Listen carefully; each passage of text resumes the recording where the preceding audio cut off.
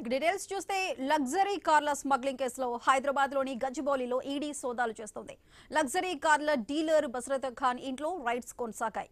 ఇప్పటికే బసరత్ ఖాన్ ను ఈడీ అధికారులు అరెస్ట్ చేశారు. ఫెమా ఉల్లంఘన కేసు ఆయనపై నమోదైంది. స్మగ్లింగ్ చేసిన లగ్జరీ కార్లను ఎవరికి విక్రయించారు, డబ్బులు ఎలా సమకూర్చారనే కోణాల్లో పోలీసులు ఫోకస్ చేశారు.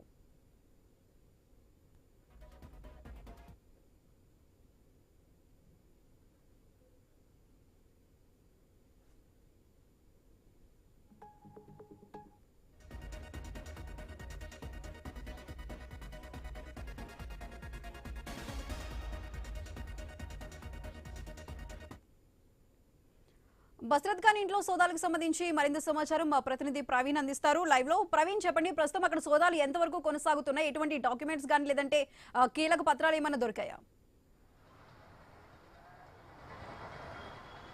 సుధా, మనం చూసుకుంటే కనుక హైదరాబాద్లో ఉండేటువంటి లగ్జరీ కార్ షోరూమ్ ఏదైతే ఉందో దాని ఓనర్ అయినటువంటి బసరత్ ఏదైతే ఈ యొక్క షోరూమ్ ఉందో ఆ షోరూంలో కూడా ఇప్పటికే 2 బృందాలుగా ఏర్పడి ఈడీ అధికారులు సోదాలు నిర్వహిస్తున్నారు. మనం చూస్తున్నాం, ఏదైతే మనం ఇప్పుడు లైవ్లో ఎక్స్క్లూజివ్గా చూస్తున్నామో ఇదే షోరూమ్ మనం చూస్తున్నాం.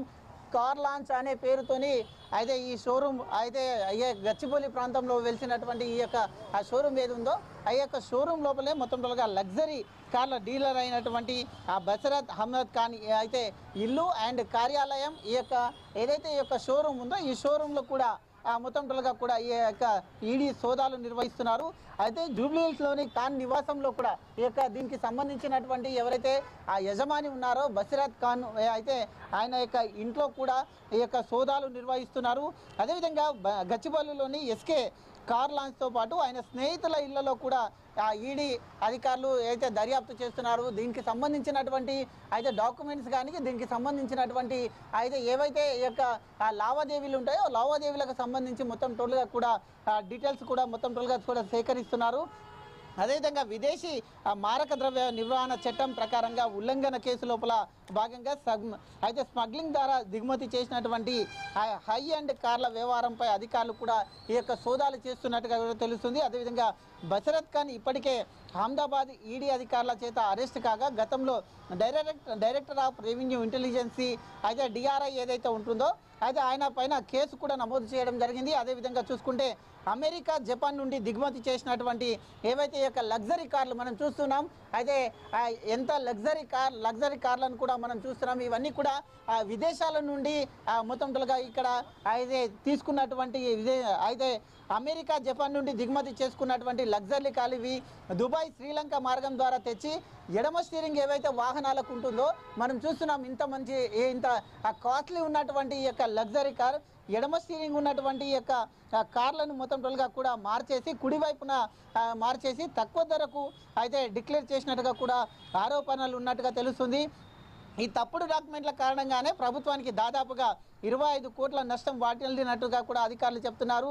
విచారణలో ఖాన్ అనేక వాహనాలను అడ్వర్టైజ్గా చేసినట్టుగా అంగీకరించాడు.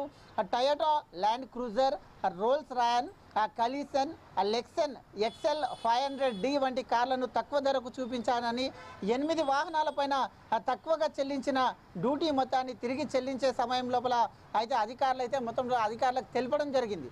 ఈ వ్యవహారం రాజకీయంగా కూడా తీవ్ర చర్చాంశనీయమైంది. అయితే ఇటు బీజేపీ నేత కేంద్ర మంత్రి Bandi Sanjay car party smuggling luxury కార్ల మీద అయితే మొత్తంలో ఈ వ్యవహారం మొత్తం నడుస్తున్నట్టుగా తెలుస్తుంది. అదేవిధంగా కేటీఆర్ ఎందుకు బసరత్ ఖాన్ దిగుమతి చేసినటువంటి ల్యాండ్ క్రూజర్లో కనిపిస్తున్నాడు అంటూ కూడా అయితే ఎద్దేవా చేయడం జరిగింది.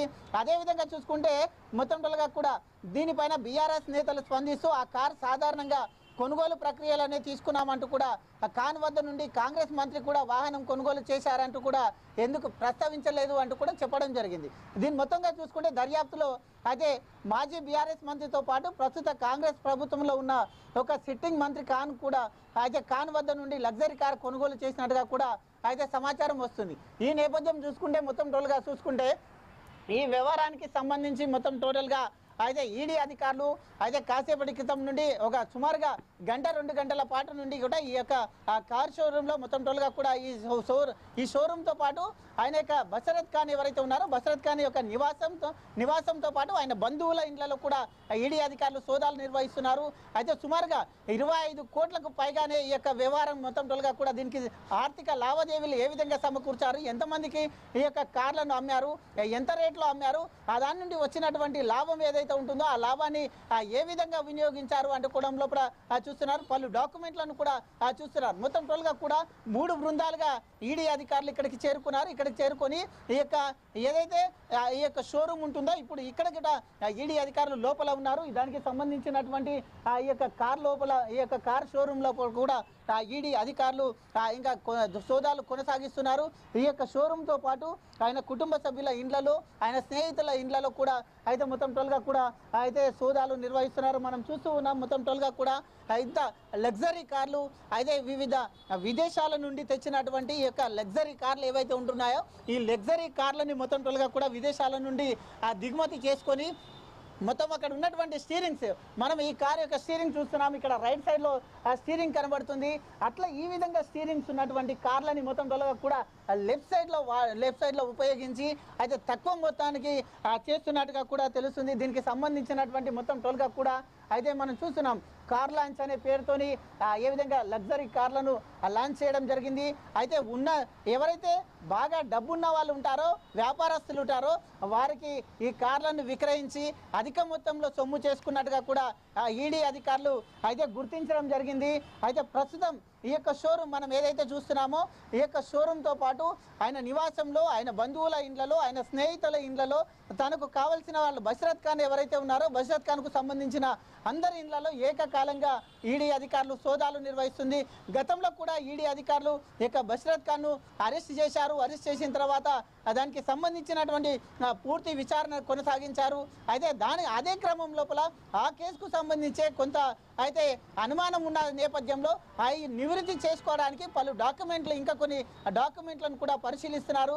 అదేవిధంగా బ్యాంకు లావాదేవీలు కానీ ఈ ట్రాన్సాక్షన్ చేసినటువంటి కానీ ఎక్కడి నుండి కార్లు కొనుగోలు చేశారు, ఇంతవరకు ఎంతమందికి ఈ యొక్క కార్లు విక్రయించారు అనే కోణం లోపల కూడా దర్యాప్తు చేస్తున్నారు.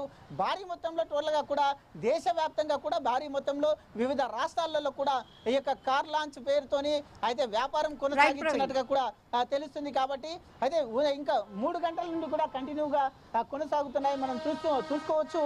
ఈ యొక్క లోపల ఏదైతే కార్యాలయం ఉంటుందో ఈ యొక్క షోరూమ్ కార్యాలయంలోనే ఈ యొక్క సోదాలు నిర్వహిస్తున్నారు.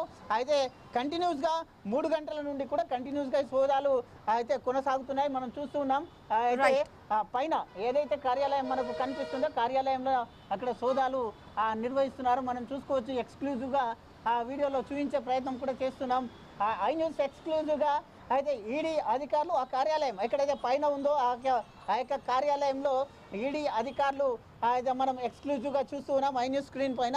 అక్కడ దానికి సంబంధించినటువంటి మొత్తం టోల్గా కూడా ఆ వివరణ తీసుకునేందుకు అక్కడ ఉన్నటువంటి డాక్యుమెంట్స్ అవన్నీ కూడా మొత్తం టోల్గా కూడా అధికారులు మొత్తం టోల్గా కూడా అయితే ఇంకా ఎంక్వైరీ నడుస్తుంది.